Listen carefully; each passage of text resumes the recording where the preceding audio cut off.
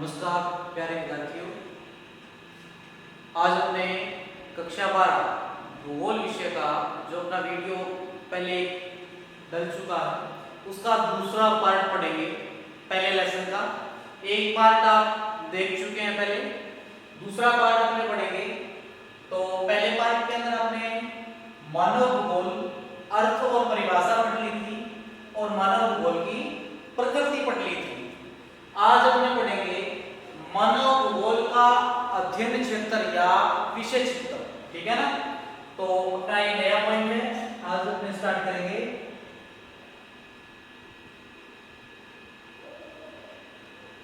मानव भूगोल का अध्ययन या विषय क्षेत्र, ठीक है ना। देखो, अध्ययन क्षेत्र या विषय क्षेत्र का मतलब क्या होता है कि मानव भूगोल के अंदर आप जिन तथ्यों का अध्ययन करते हैं, मानव भूगोल के अंदर जो भी तथ्य आप पढ़ते हैं, जो भी विषय क्षेत्र अपने आप देखेंगे, जितने भी हैं 6 हैं, 6 के 6, उन सारे विषय क्षेत्रों में उन तथ्यों का आपको समावेश मिलेगा, ठीक है ना। कहने का मतलब मानव भूगोल के विषय क्षेत्र में अपने किस किस का अध्ययन करेंगे, ठीक है ना। मानव भूगोल के अंदर हमने क्या क्या अब पढ़ना है, वो सारा का सारा जो मैटर है वो किसके अंदर आएगा, मानव भूगोल के विषय क्षेत्र में। तो देखिए, विषय क्षेत्र की शुरुआत करने से पहले एक विद्वान का नाम है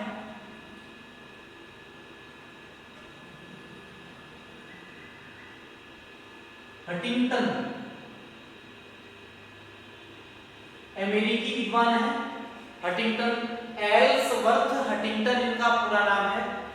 हंटिंगटन ने मानव भूगोल के अध्ययन क्षेत्र को, ठीक है ना, हंटिंगटन ने मानव भूगोल के अध्ययन क्षेत्र को कितने भागों में डिवाइड किया है, 2 भागों में विभाजित किया, ठीक है ना। एल्सवर्थ हंटिंगटन ने मानव भूगोल के अध्ययन क्षेत्र को कितने भागों में विभाजित किया है, तो आपका उत्तर होगा 2 भागों में। अब पूछ ले 2 भाग कौन कौन से हैं, तो 2 भागों में देखिए, सबसे पहला है भौतिक दशाएं और दूसरा है मानवीय अनुक्रियाएं, मानवीय क्रियाएं या मानवीय अनुक्रियाएं, ठीक है ना। तो ये 2 नंबर का या 1 नंबर का महत्वपूर्ण प्रश्न है, मानव भूगोल के अध्ययन क्षेत्र से प्रश्न आएगा। हंटिंगटन के अनुसार मानव भूगोल के अध्ययन क्षेत्र को कितने भागों में विभाजित किया जाता है, तो आप उत्तर बताएंगे 2 भागों में, और 2 भागों के नाम आपसे पूछ ले तो आप बताएंगे भौतिक दशाएं और मानवीय अनुक्रियाएं, ठीक है ना। तो मानव भूगोल के अध्ययन क्षेत्र को अपने पढ़ रहे हैं। हंटिंगटन के अनुसार मानव भूगोल के 2 ही अध्ययन क्षेत्र होते हैं, एक तो धरातल पर जितनी भी भौतिक दशाएं होती हैं उनका अध्ययन करना, और दूसरा उन भौतिक दशाओं पर मनुष्य द्वारा कौन कौन सी क्रियाएं की जाती हैं उनका अध्ययन करना, ठीक है ना। तो ये प्रश्न है इंपॉर्टेंट मानव भूगोल के अध्ययन क्षेत्र से संबंधित। तो ये नॉर्मल है, हंटिंगटन ने मानव भूगोल के अध्ययन क्षेत्र को 2 भागों में विभाजित किया है। 2 भाग कौन से, भौतिक दशाएं और मानवीय अनुक्रियाएं, ये आप बता लीजिए। इसके बाद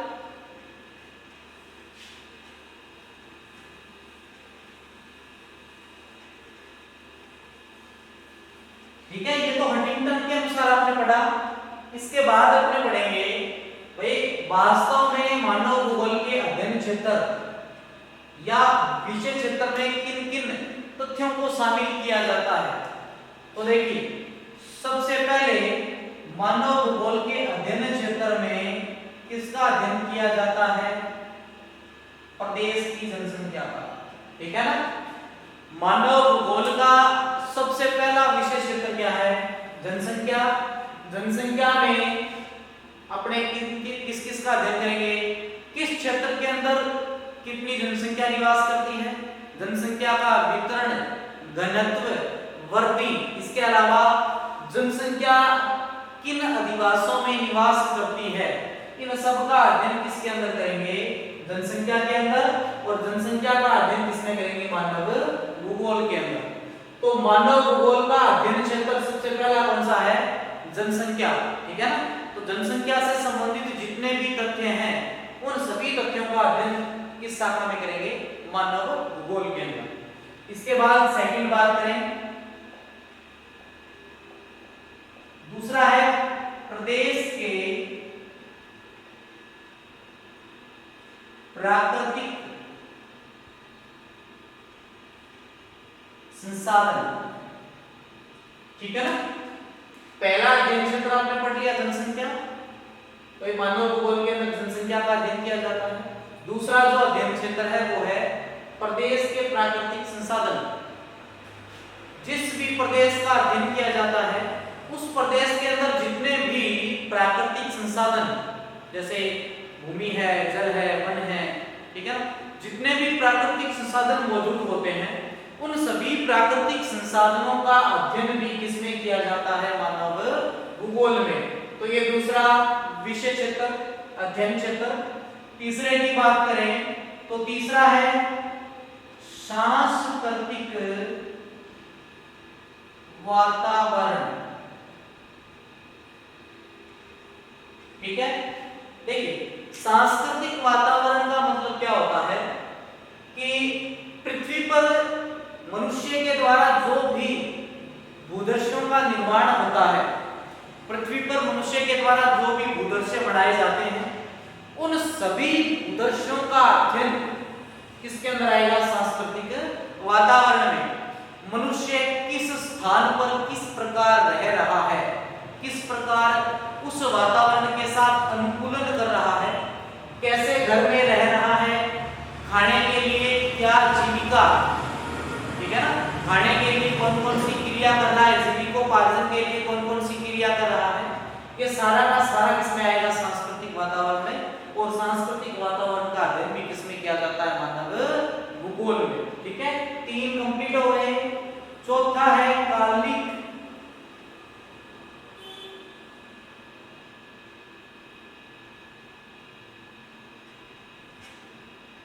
कालिक अनुक्रमण। देखिए, कालिक अनुक्रमण का अर्थ होता है समय के साथ साथ होने वाला परिवर्तन। काल यानी समय के साथ साथ होने वाला परिवर्तन क्या कहलाता है? कालिक अनुक्रमण। तो मानव भूगोल के अध्ययन क्षेत्र में या धरातल पर मानव के द्वारा जो भी क्रियाएं की जाती हैं उन क्रियाओं में लगातार परिवर्तन होता जा रहा है, लगातार बदलाव आता जा रहा है। उन सभी बदलावों का अध्ययन किसमें करते हैं? कालिक अनुक्रमण में करते हैं। और कालिक अनुक्रमण का अध्ययन किसमें करते हैं? मानव भूगोल में करते हैं। उसके बाद 5वां जो पॉइंट है वो है नियोजन एवं प्रादेशिक संगठन। ठीक है। देखो, यहां पर नियोजन और प्रादेशिक संगठन क्यों दिया गया है? मान लीजिए धरातल पृथ्वी पर मनुष्य निवास करता है, अपने जीविका को चलाने के लिए अनेकों क्रियाएं करता है, तो कहीं न कहीं उन क्रियाओं से पर्यावरण यानी वातावरण के ऊपर विपरीत प्रभाव पड़ता है। ठीक है ना। तो उसी विपरीत प्रभाव को अनुकूल प्रभाव में बदलने के लिए क्या किया जाता है? नियोजन किया जाता है। विभिन्न प्रादेशिक यानी प्रदेश विशेष में संगठन बनाए जाते हैं और उन संगठनों का अध्ययन, जो प्रादेशिक संगठन है और जो नियोजन की तकनीक है, विधियां हैं, उन सब का अध्ययन भी किसमें किया जाता है? मानव भूगोल में किया जाता है। लास्ट जो छठा अपना पॉइंट है वो है अन्य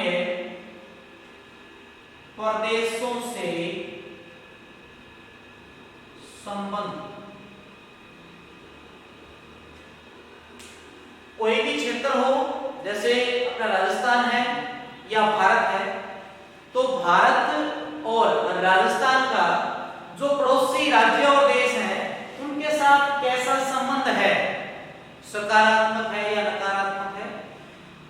संबंध चाहे कैसा भी हो, सामाजिक संबंध हो, धार्मिक संबंध हो, राजनीतिक संबंध हो, उन सभी संबंधों का अध्ययन भी किसमें किया जाता है, मानव भूगोल में किया जाता है। तो आपसे प्रश्न पूछ लिया जाए, मानव भूगोल के अध्ययन क्षेत्र में किन तथ्यों को शामिल किया जाता है, तो आप तथ्य बताएंगे 6। प्रश्न पूछ ले, मानव भूगोल के अध्ययन क्षेत्र या विषय क्षेत्र में किन तथ्यों को शामिल किया जाता है, कोई 4 तथ्य लिखिए, इनमें 4 के नाम। एक प्रश्न पूछने का तरीका ये भी है, प्रश्न पूछ ले, प्रदेश के प्राकृतिक संसाधनों का अध्ययन भूगोल की कौन सी शाखा में किया जाता है, प्रदेश के प्राकृतिक संसाधनों का अध्ययन भूगोल की कौन सी शाखा में किया जाता है। ऐसा प्रश्न अगर इन 6 नामों को देकर पूछ लिया जाए, कौन सा भी नाम दे दे, सांस्कृतिक वातावरण का अध्ययन भूगोल की कौन सी शाखा में, जनसंख्या का अध्ययन भूगोल की कौन सी शाखा में, ठीक है ना, तो कौन सी शाखा पूछ ले, तो शाखा एक याद रखना, शाखा कौन सी होगी, मानव भूगोल। ये प्रश्न 2 बार पूछा जा चुका है, एक बार जनसंख्या का पूछ लिया, प्रदेश की जनसंख्या की व्यूह रचना भूगोल की किस शाखा में होती है, तो मानव भूगोल में, और एक बार ये पूछ लिया, प्रदेश के प्राकृतिक संसाधनों का अध्ययन भूगोल की किस शाखा में किया जाता है। तो 12वीं क्लास में आप पढ़ रहे हैं, 12वीं क्लास में अपने कौन सी शाखा पढ़ते हैं, मानव भूगोल, तो कौन सी शाखा में अध्ययन करेंगे, मानव भूगोल में अध्ययन करेंगे, ठीक है ना।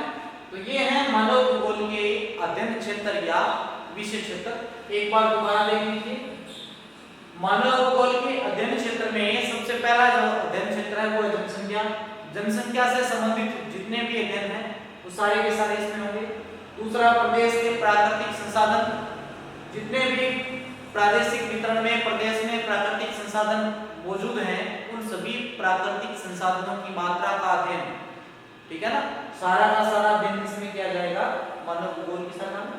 सांस्कृतिक वातावरण यानी मनुष्य किस प्रकार किस क्षेत्र में निवास कर रहा है, कैसे अनुकूलन कर रहा है, कैसे अपनी जीविका को चलाने के लिए कौन कौन सी क्रियाएं कर रहा है, उन सब का अध्ययन भी किसमें करेंगे, मानव भूगोल में।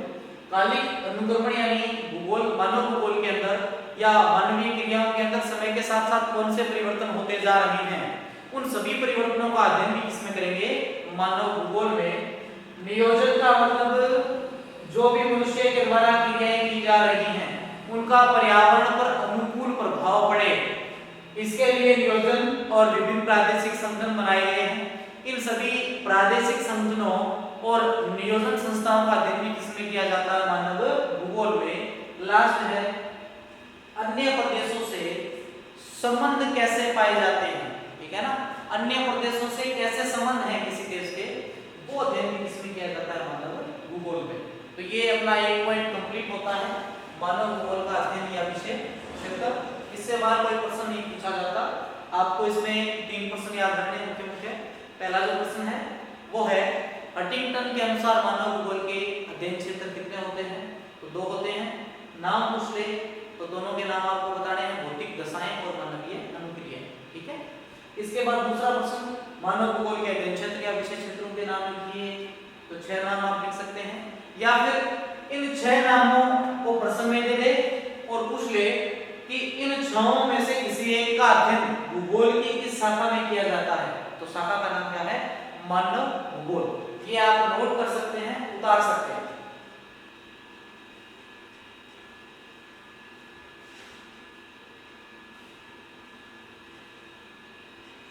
ठीक है, ये आप नोट कर सकते हैं।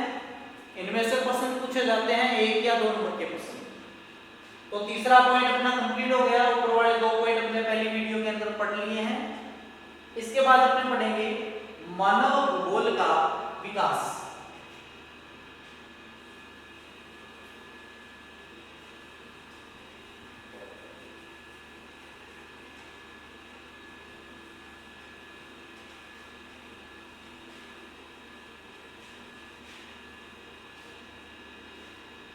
ठीक है, अगला पॉइंट मानव भूगोल का विकास अपने पढ़ेंगे। हेडिंग डालो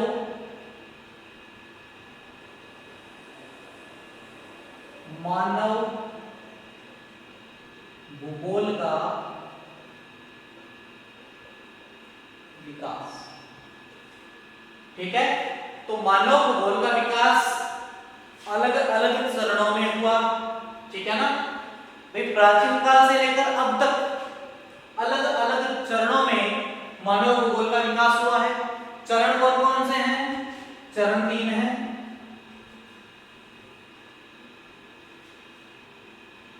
मानव भूगोल के विकास की प्रावस्थाएं इन्हें बोल सकते हैं अपने। पहली जो प्रावस्था है वो है प्राचीन काल। कौन सी है? प्राचीन काल। दूसरी जो प्रावस्था है वो है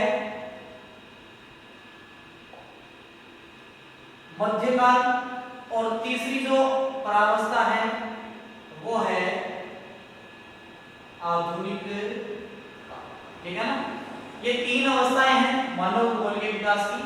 प्राचीन काल में मानव भूगोल का विकास कैसे हुआ, मध्यकाल में कैसे हुआ और आधुनिक काल में कैसे हो रहा है, ये चीजें हमने पढ़ेंगे मानव भूगोल के विकास में। ठीक है ना, तो सबसे पहले देखिए प्राचीन काल में क्या होता था। न तो तकनीक थी, न आविष्कार थे, अन्वेषण थे। प्राचीन काल में लोग सिर्फ कम दूरी की यात्राएं करते थे। ठीक है ना, और उस क्षेत्र के बारे में जो अध्ययन वो लोग करते थे उसको वो नोट कर लेते थे, लिख लेते थे। बस भूगोल उस समय वहां तक ही सीमित था। लोग नजदीकी क्षेत्रों की यात्राएं करते थे, वो भी कम यात्राएं करते थे, और जो भी नॉलेज मिलता था, ज्ञान मिलता था, उसको वो लोग प्रस्तुत कर देते थे। ठीक है ना, तो प्राचीन काल में अन्वेषण तकनीक कम थी, जबकि जो अंधविश्वास होते हैं वो ज्यादा थे। ठीक है ना, तो ऐसे ही कुछ तथ्यों की अपने चर्चा करेंगे प्राचीन काल के अंदर।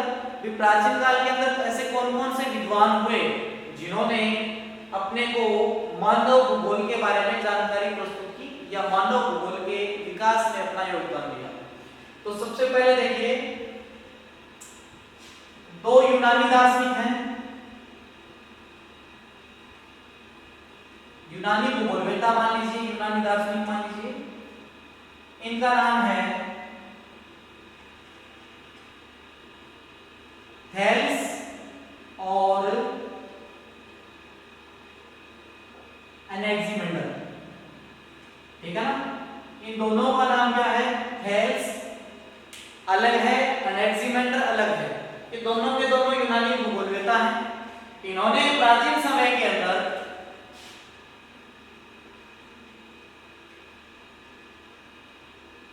किस किस का अध्ययन किया था? जलवायु का,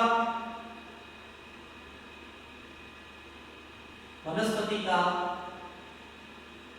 व मानव समाज। तो आपसे प्रश्न पूछ लिया जाएगा कि यूनानी दार्शनिक थेल्स और एनेक्सिमेंडर ने मानव भूगोल में किसका अध्ययन किया था? तो आप बताएंगे जलवायु, वनस्पति और मानव समाज का अध्ययन किया था। ये पहला उदाहरण है, प्राचीन काल की अपने बात कर रहे हैं। प्राचीन काल में मानव भूगोल का विकास अपने पढ़ रहे हैं। तो देखिए प्राचीन काल के भूगोलवेत्ता हैं थेल्स और एनेक्सिमेंडर, जो यूनान के हैं। इन्होंने बताया जलवायु, वनस्पति और मानव समाज के बारे में। इसके बाद अपने बात करें, इनके अलावा एक है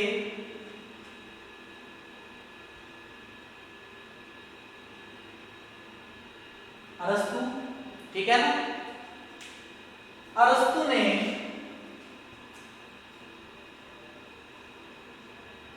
मानव पर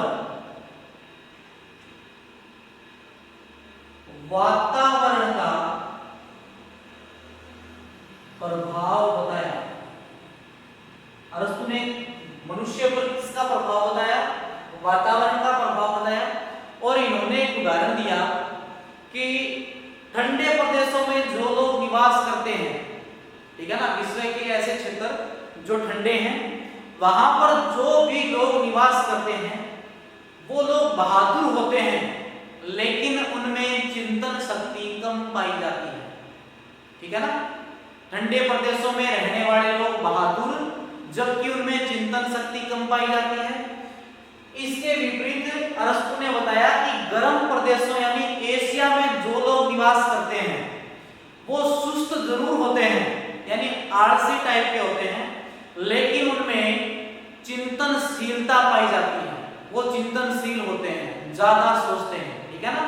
तो इन्होंने मनुष्य पर किसके प्रभाव का वर्णन किया, वातावरण के प्रभाव का, और एक उदाहरण भी दिया कि ठंडे प्रदेशों में रहने वाले लोग बहादुर जबकि चिंतन में कमजोर होते हैं, लेकिन एशिया यानी गर्म प्रदेशों में रहने वाले लोग सुस्त यानी आलसी परंतु चिंतन में अधिक शक्तिशाली होते हैं, सोचने वाले अधिक होते हैं, ठीक है ना। ये लाइन आपसे पूछ ली जाए अरस्तु की, अरस्तु ने दो प्रदेशों का जिक्र किया है, एक ठंडे प्रदेश और एक गर्म प्रदेश। ठंडे प्रदेशों के लोग कैसे होते हैं, बहादुर और कम चिंतनशील। ठंडे प्रदेशों के लोग बहादुर होते हैं लेकिन कम चिंतनशील होते हैं। गर्म प्रदेशों के लोग यानी एशिया के लोग सुस्त आलसी होते हैं लेकिन अधिक चिंतनशील होते हैं, ठीक है ना। तो कई बार प्रश्न कैसे पूछते हैं, ये लाइन कहते हैं कि ठंडे प्रदेशों में रहने वाले लोग बहादुर लेकिन कम चिंतनशील, जबकि गर्म प्रदेशों में रहने वाले लोग सुस्त और अधिक चिंतनशील होते हैं। ये कथन किसने दिया, तो आप लिखेंगे अरस्तु ने, ठीक है ना। तो यूनानी दार्शनिक थेरेस अनैक्सिमेंडर की बात हो गई, इन्होंने जलवायु वनस्पति मानव समाज का वर्णन किया, अरस्तु ने मानव पर वातावरण के प्रभाव का वर्णन किया और एक उदाहरण दिया। इसके अलावा तीसरे की अपनी बात करें इसी में आगे, ये मान लीजिए पहला, दूसरा, तीसरा जो भूगोलवेत्ता है उसका नाम है हेरोडोटस। ये मुख्य रूप से इतिहासकार है लेकिन भूगोल के अंदर भी इनका योगदान है। इतिहास का पिता हेरोडोटस को कहा जाता है। इन्होंने किसका अध्ययन किया,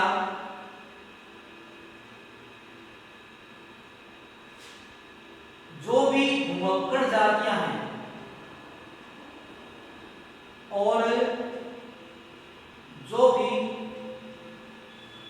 कृषक जातियां हैं। हेरोडोटस ने विश्व की भूमक्कड़ जातियों और कृषक जातियों का अध्ययन किया प्राचीन काल के अंदर। तो ये तीसरे भूगोलवेत्ता थे प्राचीन काल में अपना महत्वपूर्ण योगदान देने वाले। इसके बाद बात करें 4 नंबर पे, तो 4 नंबर पे जो विद्वान है वो है यूकेटियस। इन्होंने क्या किया, विश्व के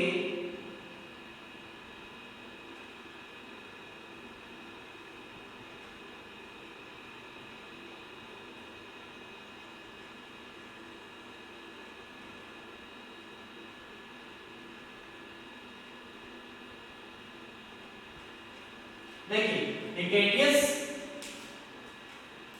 इकेटियस ने क्या किया, विश्व के भौगोलिक ज्ञान को व्यवस्थित किया। तो आपसे पूछ ले विश्व के भौगोलिक ज्ञान को व्यवस्थित करने का श्रेय किसे दिया जाता है, तो उत्तर होगा इकेटियस।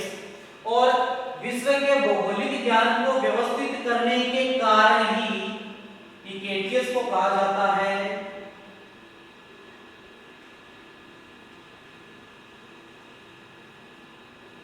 भूगोल का जनक। क्या कहा जाता है, भूगोल का जनक। क्यों कहते हैं, क्योंकि इन्होंने विश्व के भौगोलिक ज्ञान को व्यवस्थित किया था। बस यही प्रश्न आता है।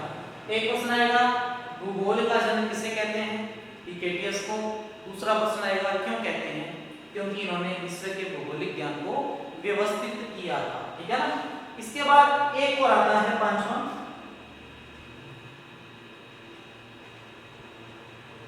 स्ट्रैबो। ये रोमन भूगोलवेत्ता थे, बाकी ऊपर वाले सारे यूनानी भूगोलवेत्ता थे। स्ट्रैबो ने भू पारिस्थितिकी स्वरूपों का अध्ययन किया।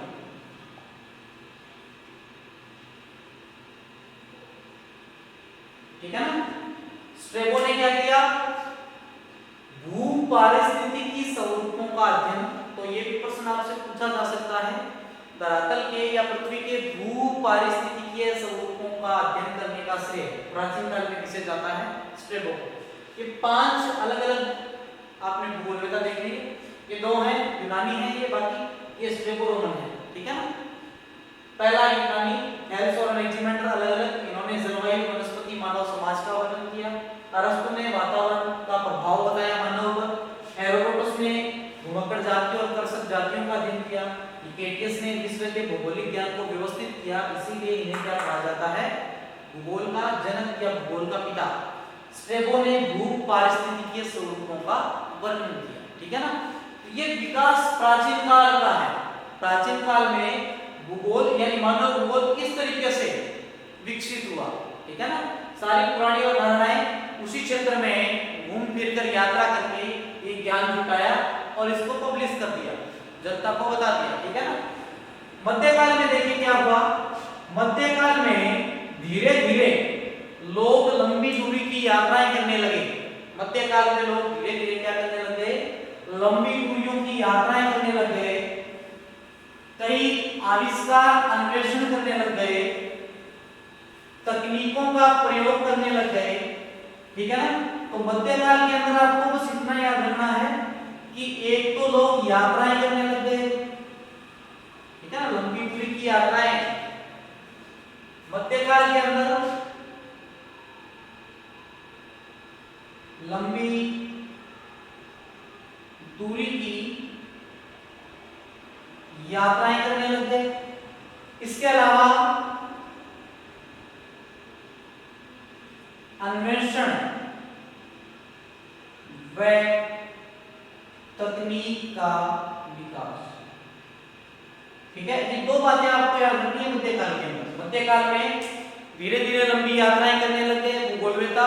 इसके अलावा नए नए आविष्कार और नई नई तकनीकों का उदय हुआ, ठीक है ना। आधुनिक काल की बात करें तो वर्तमान समय में आप देख रहे हैं, आधुनिक काल की बात करें अपने वर्तमान समय के अंदर मानव भूगोल का जो स्वरूप आपके सामने है वो सारे के सारे आधुनिक भूगोलवेताओं की देन है।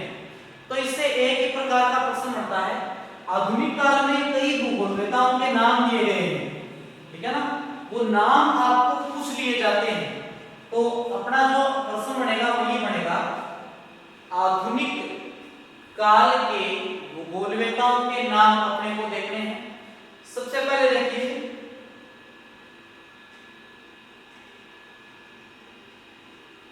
सबसे पहले अपने पढ़ेंगे जर्मन,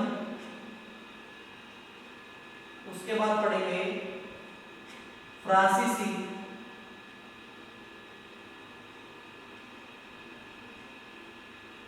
उसके बाद पढ़ेंगे अमेरिकन और उसके बाद पढ़ेंगे ब्रिटेन, ठीक है। इसमें देखिए जर्मन के अंदर पहला कौन है? हमबोल्ट आएगा,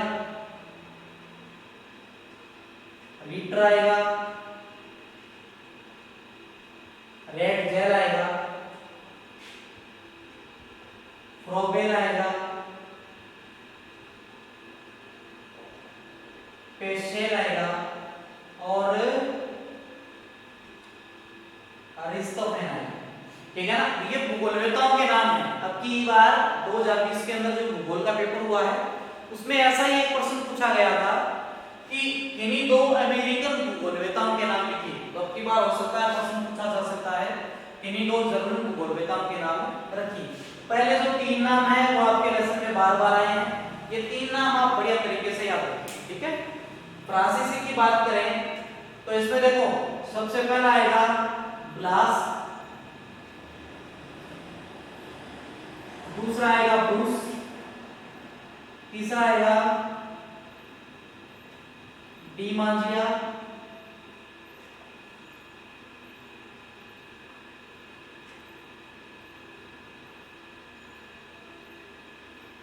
डी मार्कोनी, ठीक है ना, और लास्ट है ट्रेवे।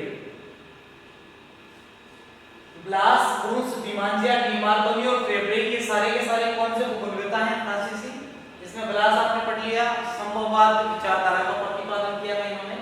अमेरिकन की की बात करें तो इसमें देखो सबसे पहला नाम अपने लिखेंगे एलन चर्चिल सैंपल।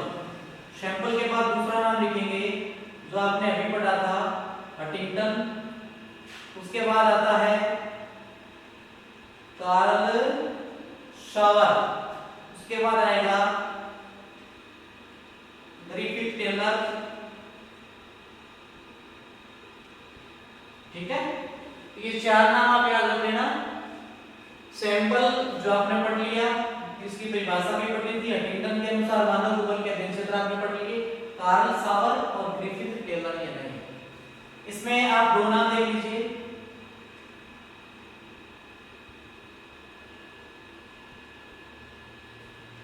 हर्बर्टसन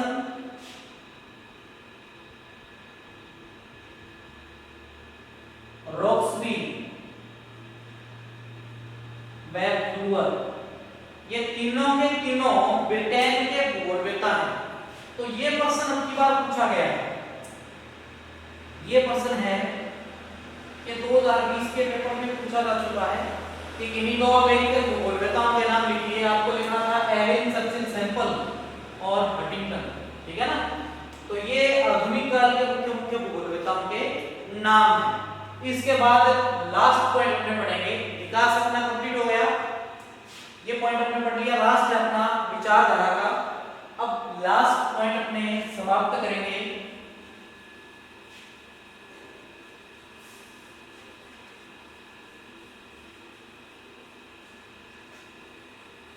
देखिए विचारधारा के अंदर क्या होता है, जो भी भूगोलवेत्ता है उन्होंने अपनी अलग अलग विचारधाराएं प्रतिपादित कर दी।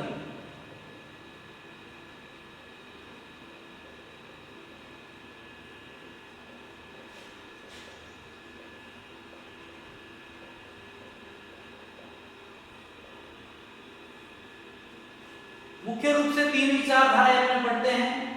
सबसे पहली जो विचारधारा है वो है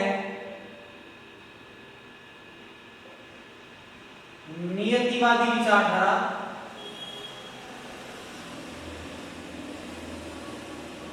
दूसरी है संभववादी और तीसरी है नव नियतिवादी। अब देखिए नियतिवादी में प्रकृति को सबसे ऊपर माना जाता है। नियतिवादी में सबसे ज्यादा महत्व किसको देते हैं? प्रकृति को। संभववादी विचारधारा में सबसे ज्यादा महत्व किसको देते हैं? मानव को। और नव नियतिवादी विचारधारा में इन दोनों को समान महत्व दिया जाता है। ठीक है ना। किस किसको? प्रकृति और मानव, इन दोनों को समान महत्व दिया जाता है। नियतिवादी विचारधारा की बात करें, जो प्रकृतिवादी विचारधारा भी कहलाती है, इसका प्रतिपादन किया था रैटजेल ने। संभववाद की बात करें, ये आपने पढ़ लिया, इसका प्रतिपादन किसने किया था? ब्लास महोदय ने। ये नया है, ये आपने खुद नहीं पढ़ा और इसका प्रश्न पूछा जाता है। ठीक है ना। परमाणु का प्रश्न कम पूछा जाता है, नव नियतिवादी का प्रश्न ज्यादा पूछा जाता है। तो नव नियतिवादी जो विचारधारा है, इसके प्रतिपादक कौन है? Griffith Taylor. ये कहां के हैं भूगोलवेत्ता? कहां के हैं? अमेरिकन भूगोलवेत्ता। ठीक है ना। इन्होंने नव नियतिवादी विचारधारा का प्रतिपादन किया। प्रश्न पूछ लिया जाए नव नियतिवादी विचारधारा का प्रतिपादन किसने किया? तो ग्रिफिथ टेलर ने किया। कहां के थे? अमेरिका के। और इसी नव नियतिवादी विचारधारा को इन्होंने नाम दिया रूको और जाओ विचारधारा। ठीक है ना। रुको और जाओ विचारधारा का मतलब क्या है? इसका मतलब है कि मनुष्य के द्वारा पृथ्वी पर जो भी कार्य किए जाते हैं, कोई भी कार्य करने से पहले मनुष्य को रुकना चाहिए और ये सोचना चाहिए कि अपने जो काम कर रहे हैं उसका प्रकृति पर प्रतिकूल प्रभाव तो नहीं पड़ रहा है। अगर प्रतिकूल प्रभाव पड़ रहा है तो आप उस कार्य को मत कीजिए, और अगर प्रतिकूल प्रभाव नहीं पड़ता है तो तो आप आगे बढ़ जाइए, उस कार्य को कर दीजिए। इसीलिए इसको बोलते हैं रुको और जाओ विचारधारा। तो ये विचारधाराएं होंगी मुख्य मुख्य। इसके अलावा और भी विचारधाराएं हैं। मानव कल्याणपरक विचारधारा, जिसमें मनुष्य के सामाजिक पक्षों को ध्यान में रखा जाता है। आचरणपरक विचारधारा, जिसमें पर्यावरण के प्रति मनुष्य के आचरण को ध्यान में रखा जाता है। क्रांतिकारी विचारधारा, जिसमें निर्धनता को कम करने के लिए मार्क्सवादी विचारधारा को अपनाया जाता है। तो ये कुछ विचारधाराएं हैं जिसमें 3 इंपॉर्टेंट है। इसमें से प्रश्न देखो, इसका पूछा गया है पहले, इसका भी 2-3 बार पूछा गया है, तो लगातार प्रश्न आते हैं इन तीनों से, ठीक है ना। इसके अलावा देखो लास्ट अपने जो बात है, ये लेसन अपना कंप्लीट हो गया। लास्ट जो अपनी बात बची है,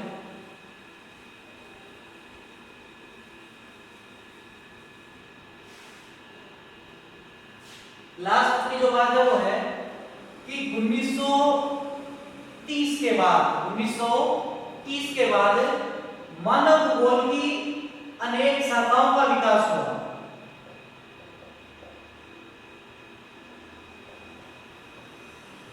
मानव भूगोल की अनेक उपशाखाओं का विकास हुआ। अब ये 1930 के बाद सबसे पहले जो शाखाएं बनी वो बनी थी 2। कौन कौन सी? एक बनी थी सांस्कृतिक भूगोल और एक बड़ी थी आर्थिक भूगोल, ठीक है ना।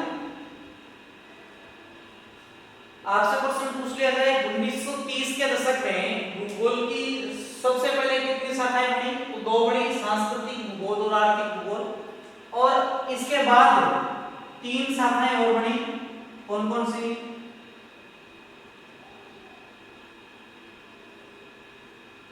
राजनीतिक भूगोल,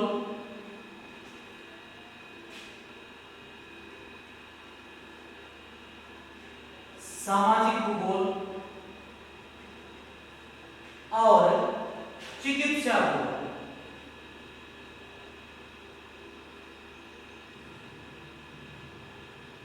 ठीक है, तो क्वेश्चन आपसे पूछ लिया जाए 1930 में कौन सी शाखाएं बनी? 2। तो 1930 में तो आपको ये बतानी है सांस्कृतिक और आर्थिक। और कंप्लीट पूछ ले कि मानव भूगोल की कोई 4 उपशाखाएं लिखिए, तो इन 5 में से कोई 4 उपशाखाएं आप लिख सकते हैं, ठीक है। तो इस प्रकार आपने सब कुछ पढ़ लिया, अर्थ परिभाषा पढ़ ली, प्रकृति पढ़ ली, अध्ययन क्षेत्र पढ़ लिया, विकास पढ़ लिया और विचारधारा पढ़ ली, ठीक है ना। तो ये लेसन 2 ही नंबर का था, लेकिन अपने विस्तृत रूप से पढ़ा है ताकि आपके समझ में आ जाए, ठीक है ना। लेसन से संबंधित, पहले लेसन से संबंधित जो नोट्स हैं वो पीडीएफ के रूप में ऐप में डाल दिए गए हैं, वो भी आप देख सकते हैं। कोई भी समस्या हो तो आप नीचे वीडियो के नीचे कमेंट कर सकते हैं, कोई भी प्रश्न हो वो कमेंट कर सकते हैं, पूछ सकते हैं, ठीक है ना। एक और महत्वपूर्ण बात, जो भी बच्चे 12वीं क्लास के जिन्होंने ये दोनों वीडियो देख ली हैं, ठीक है ना, जिन्होंने ये दोनों वीडियो देख ली हैं पार्ट 1 और पार्ट 2, वो क्या करें, जिन्होंने कंप्लीट देख ली वो कमेंट बॉक्स में जो कमेंट का ऑप्शन आता है नीचे वीडियो के अंदर, उसमें प्रेजेंट लिख दें अपना, ठीक है ना, अपनी उपस्थिति दर्ज करवा दें ताकि हमें पता लग जाए कि ऐप के माध्यम से कितने बच्चे घर पे लगातार पढ़ाई कर रहे हैं, ठीक है ना।